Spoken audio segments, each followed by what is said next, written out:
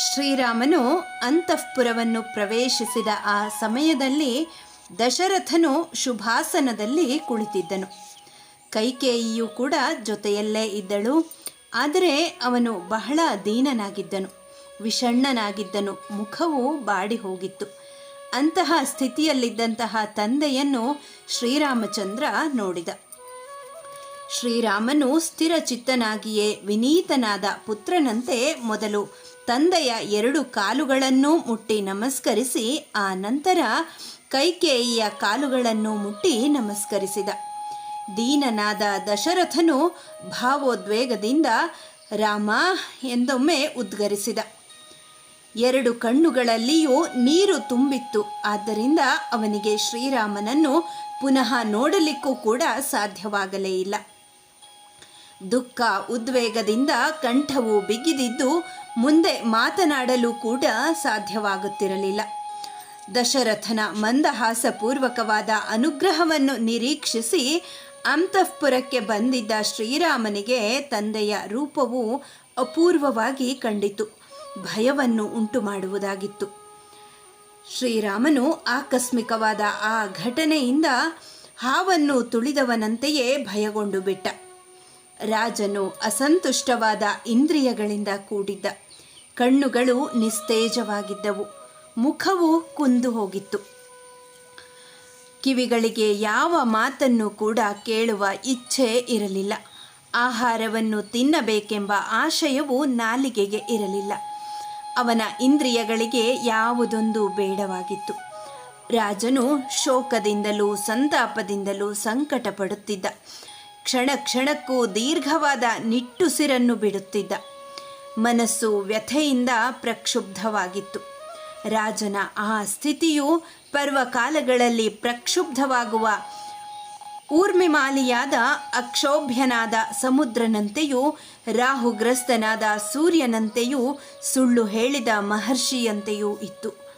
ಯೋಚಿಸಲು ಕೂಡ ಸಾಧ್ಯವಾಗದಿದ್ದ ರಾಜನ ಅಂತಹ ಶೋಕಕ್ಕೆ ಕಾರಣ ಏನು ಎಂಬುದನ್ನು ಚಿಂತಿಸುತ್ತಾ ಶ್ರೀರಾಮನು ಪರ್ವಕಾಲದಲ್ಲಿನ ಸಮುದ್ರದ ಹಾಗೆ ಹೆಚ್ಚು ಕ್ಷೋಭೆಗೊಂಡು ಬಿಟ್ಟ. ಅವನ ಮನಸ್ಸು ಅಲ್ಲೋಲ ಕಲ್ಲೋಲವಾಗಿ ಬಿಟ್ಟಿತು. ತಂದೆಯ ಹಿತದಲ್ಲಿಯೇ ನಿರತನಾದ ಶ್ರೀರಾಮನು ಅವನ ದುಃಖಕ್ಕೆ ಕಾರಣವನ್ನು ಚಿಂತಿಸತೊಡಗಿದನು. ಇದೇನಿದು? ಕಾಲು ಮುಟ್ಟಿ ನಮಸ್ಕಾರ ಮಾಡಿದೊಡನೆಯೇ ನನ್ನನ್ನು ಹಿಡಿದು ಮೇಲೆತ್ತಿ ಬಾಚಿ ತಬ್ಬಿಕೊಂಡು ನೆತ್ತಿಯನ್ನು ಆಘ್ರಾಣಿಸಿ ತಲೆಯ ಮೇಲೆ ಆನಂದ ಬಾಷ್ಪಗಳನ್ನು ಸುರಿಸುತ್ತಿದ್ದ ನನ್ನ ತಂದೆಯು ಏನೊಂದನ್ನು ಮಾತನಾಡದೆ ಸುಮ್ಮನೆ ಕುಳಿತಿದ್ದಾನಲ್ಲ. ಇದಕ್ಕೆ ಕಾರಣವಾದರೂ ಏನಿರಬಹುದು? ಉಳಿದ ಸಮಯಗಳಲ್ಲಿ ನನ್ನ ತಂದೆಯು ಕೋಪಗೊಂಡಿದ್ದರೂ ನನ್ನನ್ನು ನೋಡಿದೊಡನೆಯೇ ಪ್ರಸನ್ನನಾಗಿ ಬಿಡುತ್ತಿದ್ದ. ಆದರೆ ಈಗ ನನ್ನನ್ನು ನೋಡಿ ಹೆಚ್ಚು ಆಯಾಸ ಪಡುತ್ತಿರುವಂತೆ ಕಾಣುತ್ತಿದ್ದಾನೆ.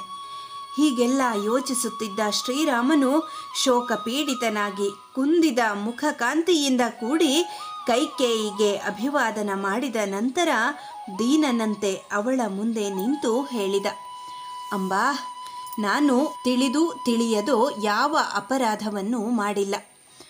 ಒಂದು ವೇಳೆ ನಾನು ಅಜ್ಞಾನದಿಂದ ಯಾವುದಾದರೂ ಅಪರಾಧವನ್ನು ಮಾಡಿದ್ದು ಅದಕ್ಕಾಗಿಯೇ ತಂದೆಯು ಕೋಪಗೊಂಡಿದ್ದಾನೆಯೇ? ಹೇಳು ತಾಯಿ, ತಂದೆಯನ್ನು ನೀನೇ ಪ್ರಸನ್ನಗೊಳಿಸು. ತಂದೆಯು ನನ್ನ ವಿಷಯದಲ್ಲಿ ಯಾವಾಗಲೂ ಹೆಚ್ಚು ಪ್ರೀತಿ ಉಳ್ಳವನಾಗಿದ್ದನು.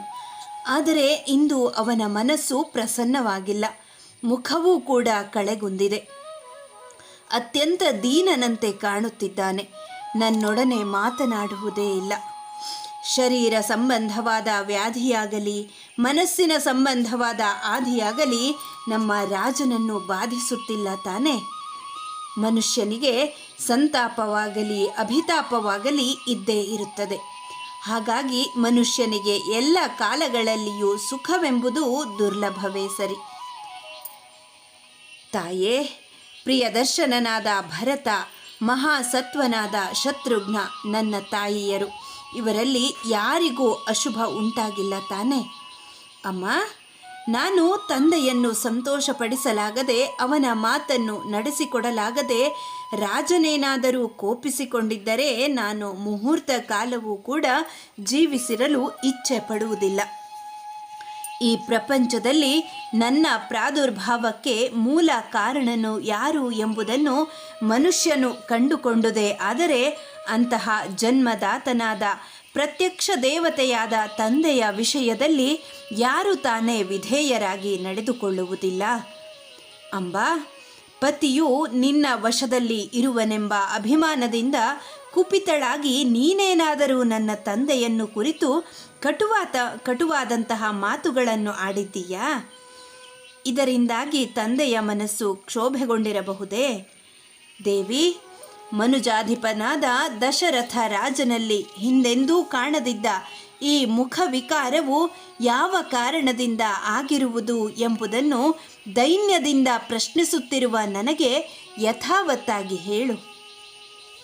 ಮಹಾತ್ಮನಾದ ರಾಘವನು ಹೀಗೆ ಹೇಳಿದ ತಕ್ಷಣ ಕೈಕೇಯಿಯು ದಯಾರಹಿತವಾದ ಸ್ವಾರ್ಥಕರವಾದ ಈ ಮಾತನ್ನು ಸ್ವಲ್ಪವೂ ನಾಚಿಕೆಯೇ ಇಲ್ಲದೆ ಹೇಳಿದಳು.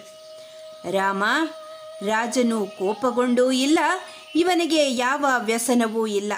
ಆದರೆ ಇವನ ಮನಸ್ಸಿನಲ್ಲಿ ಏನೋ ಒಂದು ವಿಷಯವಿದೆ.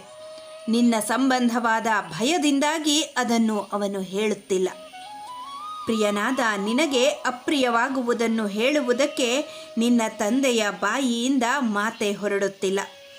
ಆದರೆ ರಾಜನು ನನಗೆ ಮಾತು ಕೊಟ್ಟಿರುವಂತೆ ಅಪ್ರಿಯವಾಗಿ ಕಂಡರೂ ನೀನು ಆ ಕಾರ್ಯವನ್ನು ಮಾಡಲೇಬೇಕು. ಹಿಂದೆ ನಿನ್ನ ಈ ತಂದೆಯು ನಾನು ಸಮಯದಲ್ಲಿ ಮಾಡಿದ ಉಪಕಾರಕ್ಕೆ ನನ್ನನ್ನು ಯಥಾಯೋಗ್ಯವಾಗಿ ಪುರಸ್ಕರಿಸಿ 2 ವರಗಳನ್ನು ನೀಡಿದ್ದನು.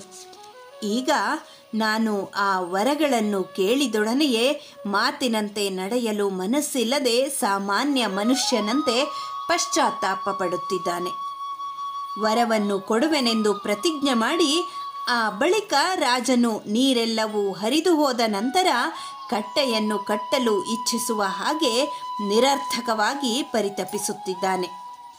ಸತ್ಯ ಪರಿಪಾಲನೆಯೇ ಧರ್ಮಕ್ಕೆ ಮೂಲ ಎಂಬುದು ಸತ್ಪುರುಷರೆಲ್ಲರಿಗೂ ತಿಳಿದ ವಿಷಯವೇ ಆಗಿದೆ. ಹಾಗಾಗಿ ನಿನ್ನ ಸಲುವಾಗಿ ನನ್ನ ಮೇಲೆ ಕೋಪಗೊಂಡಿರುವ ರಾಜನು ಸತ್ಯವನ್ನು ಪರಿತ್ಯಾಗ ಮಾಡದಂತೆ ನೋಡಿಕೊಳ್ಳುವುದು ನಿನ್ನ ಕರ್ತವ್ಯವೂ ಆಗಿದೆ. ರಾಜನು ಒಳ್ಳೆಯದನ್ನೇ ಹೇಳಲಿ ಕೆಟ್ಟದ್ದನ್ನೇ ಹೇಳಲಿ ಅವನು ಹೇಳಿದಂತೆ ಮಾಡುವೆಯಾದರೆ ಎಲ್ಲ ವಿಷಯಗಳನ್ನು ಪುನಃ ನಿನಗೆ ಹೇಳುತ್ತೇನೆ. ರಾಜನು ಹೇಳಬೇಕಾಗಿರುವ ವಿಷಯವು ನಿನ್ನಲ್ಲಿ ನಿರರ್ಥಕವಾಗದಿದ್ದರೆ ಅವನು ಹೇಳಬೇಕಾದುದನ್ನು ನಾನು ಹೇಳುತ್ತೇನೆ.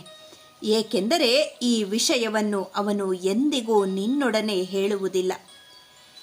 ಕೈಕೇಯಿಯು ಹೇಳಿದ ಮಾತುಗಳನ್ನು ಕೇಳಿ ದುಃಖಗೊಂಡಂತಹ ಶ್ರೀರಾಮನು ರಾಜನ ಸನ್ನಿಧಿಯಲ್ಲಿ ಕೈಕೇಯಿಗೆ ಹೇಳಿದ, ರಾಜನು ಹೇಳುವ ಮಾತು ನಿನ್ನಲ್ಲಿ ನಿರರ್ಥಕವಾಗದಿದ್ದರೆ ಎಂದು ನೀನು ಪ್ರಶ್ನಿಸಿದೆಯಲ್ಲವೇ ತಾಯೇ? ಇಂತಹ ಸಂಶಯವು ನಿನ್ನ ಮನಸ್ಸಿನಲ್ಲಿ ಮೂಡಿಬಂದುದಕ್ಕಾಗಿ ನನಗೆ ಧಿಕ್ಕಾರವಿರಲಿ. ಆದರೆ ಹೀಗೆ ಹೇಳುವುದು ನಿನಗೆ ಖಂಡಿತವಾಗಿಯೂ ಯೋಗ್ಯವಲ್ಲ. ನಾನು ರಾಜನ ಮಾತಿನಂತೆ ಬೆಂಕಿಯಲ್ಲಾದರೂ ಬಿದ್ದೇನು, ತೀಕ್ಷ್ಣವಾದ ವಿಷವನ್ನಾದರೂ ಕುಡಿದೇನು, ಸಮುದ್ರದಲ್ಲಾದರೂ ಮುಳುಗಿ ಹೋದೇನು. ಗುರುವಾದ ತಂದೆಯಾದ ಹಿತೈಷಿಯಾದ ಎಲ್ಲಕ್ಕೂ ಮಿಗಿಲಾಗಿ ರಾಜನಾದ ದಶರಥನಿಂದ ಆಜ್ಞೆ ಮಾಡಲ್ಪಟ್ಟ ನಾನು ಯಾವುದೇ ಕಾರ್ಯವನ್ನು ಮಾಡಲು ಸಿದ್ಧನಾಗಿದ್ದೇನೆ. ರಾಜನ ಅಭಿಲಾಷೆ ಏನು ಎಂಬುದನ್ನು ಹೇಳು ತಾಯೇ. ಅವನು ಬಯಸಿದ ಕಾರ್ಯವನ್ನು ಮಾಡುವೆನೆಂದು ಪ್ರತಿಜ್ಞೆಯನ್ನು ಮಾಡುತ್ತೇನೆ. ಆ ಕಾರ್ಯವನ್ನು ಮಾಡಿಯೇ ಮಾಡುತ್ತೇನೆ. ರಾಮನು ಎಂದಿಗೂ 2 ಮಾತುಗಳನ್ನು ಆಡುವವನಲ್ಲ. ಹೀಗೆ ಆಶ್ವಾಸನೆಯನ್ನು ನೀಡಿದ ನಂತರ ಅನಾರ್ಯಳಾದ ಕೈಕೇಯಿಯು ಸತ್ಯಸಂಧನಾದ ಸರಳ ಹೃದಯನಾದ ಕೌಟಿಲ್ಯರಹಿತನಾದ ರಾಮನಿಗೆ ಅತಿ ದಾರುಣವಾದ ಈ ಮಾತನ್ನು ಹೇಳಿದಳು. ರಾಮ, ಹಿಂದೊಮ್ಮೆ ದೇವತೆಗಳಿಗೂ ಅಸುರರಿಗೂ ಯುದ್ಧವು ನಡೆದಾಗ ನಿನ್ನ ತಂದೆಯು ದೇವತೆಗಳಿಗೆ ಸಹಾಯ ಮಾಡಲು ಹೋದನು. ಆಗ ನಾನೂ ಕೂಡ ಅವನ ಜೊತೆಯಲ್ಲಿ ಹೋಗಿದ್ದೆ. ಶಂಬರಾಸುರನೊಡನೆ ಯುದ್ಧ ಮಾಡುತ್ತಿದ್ದಾಗ ಇವನ ಶರೀರದಾದ್ಯಂತವಾಗಿ ಬಾಣಗಳು ನೆಟ್ಟು ಪ್ರಜ್ಞಾಹೀನನಾದನು. ಆ ಸಮಯದಲ್ಲಿ ನಾನು ಇವನನ್ನು ಅಪಾಯವಿಲ್ಲದ ಸ್ಥಳಕ್ಕೆ ಕರೆದೊಯ್ದು ಉಪಚರಿಸಿ ರಕ್ಷಿಸಿದೆನು. ಅದರಿಂದ ಸುಪ್ರೀತನಾದ ರಾಜನು ಆಗಲೇ ನನಗೆರಡು ವರಗಳನ್ನು ಕೊಟ್ಟಿದ್ದನು.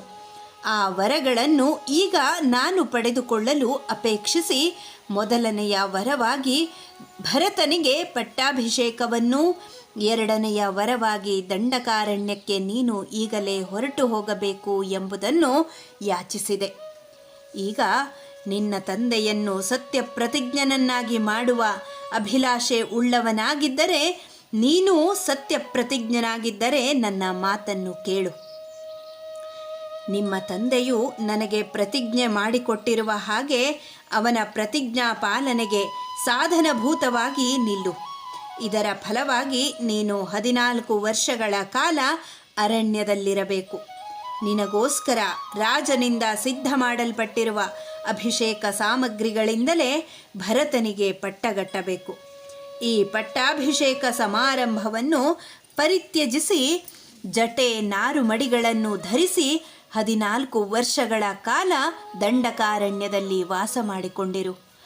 ಭರತನು ನಾನಾ ವಿಧವಾದ ರತ್ನಗಳಿಂದ ವ್ಯಾಪ್ತವಾಗಿರುವ ಅಶ್ವ, ರಥ, ಗಜಗಳಿಂದ ಸಮೃದ್ಧವಾಗಿರುವ ಕೋಸಲ ದೇಶದ ರಾಜಧಾನಿಯಾದ ಅಯೋಧ್ಯೆಯಲ್ಲಿ ಇದ್ದುಕೊಂಡು ಈ ಭೂಮಂಡಲವನ್ನು ಆಳಲಿ. ನಿನ್ನ ವಿಷಯದಲ್ಲಿ ಅತ್ಯಂತ ದಯಾಪರನಾಗಿರುವ ರಾಜನು ಈ ಕಾರಣದಿಂದಲೇ ಮಹಾಶೋಕದಿಂದ ಕ್ಲೇಶಗೊಂಡ ಮುಖವುಳ್ಳವನಾಗಿ ನಿನ್ನನ್ನು ನೋಡಲು ಕೂಡ ಅಸಮರ್ಥನಾಗಿದ್ದಾನೆ. ದಶರಥ ರಾಜನ ಈ ಮಾತನ್ನು ನಡೆಸಿಕೊಡು. ಮಹತ್ತರವಾದ ಸತ್ಯ ಪರಿಪಾಲನೆಯಿಂದ ರಾಜನನ್ನು ಉದ್ಧರಿಸು. ಈ ರೀತಿಯಾಗಿ ಕೈಕೇಯಿಯು ಅತಿ ಕಠೋರವಾದ ಮಾತುಗಳನ್ನು ಆಡುತ್ತಿದ್ದರೂ ಶ್ರೀರಾಮನಿಗೆ ಸ್ವಲ್ಪವೂ ಕೂಡ ವ್ಯಸನವಾಗಲಿಲ್ಲ. ಕಾಡಿಗೆ ಹೋಗಬೇಕಾಗುವುದು ಎಂದು ಶ್ರೀರಾಮನು ಶೋಕತಪ್ತನಾಗಲಿಲ್ಲ. ಆದರೆ ಮಹಾನುಭಾವನಾದ ದಶರಥನು ಪುತ್ರನ ವಿಯೋಗ ವ್ಯಸನದಿಂದ ಪರಿತಪಿಸುತ್ತಾ ಬಹಳವಾಗಿ ವ್ಯಥೆಪಟ್ಟನು.